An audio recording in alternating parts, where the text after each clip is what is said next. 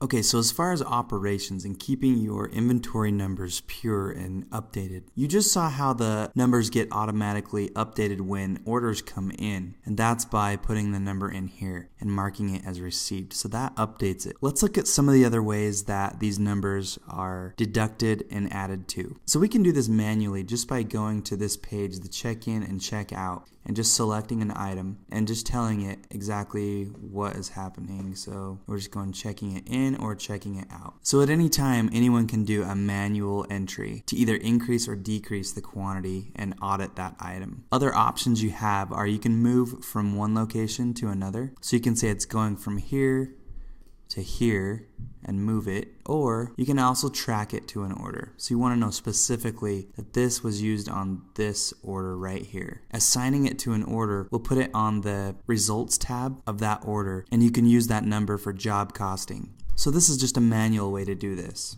Another thing you can do is use the supply updater. And this you won't so much use to update quantities on a day-to-day basis, but you will use it to update whole groups of supplies. So let's say your vendor comes in and drops a new pricing update on your desk, and you need to go in and change a bunch of items. You'll just select whatever you need to change and hit get items. And this would be the quick way to hurry and update a whole bunch of stuff. If you remember when we were first setting up our order settings, there's a setting for auto checking out supplies. So if this is set to global, every time your employees put an order in progress, it will automatically check out all the supplies that were allocated for that order. If it's disabled, nothing will happen and everything will have to be done manually. If it's the case that you want to do this automatically on some supplies and you don't on others, then you'll put per supply. That then moves the setting to the supply level, and you can decide on each supply. So if we come up here and look at a supply, we can go to the settings, edit it, and now we have an auto checkout option. So you'll probably find that in your environment, certain things will be good to auto checkout and certain things will not. Remember, if you are auto checking out things, then you'll need to audit every once in a while to make sure that the system is checking out what it should. Either way, it's a good idea to have a computer at each supply location with this screen up,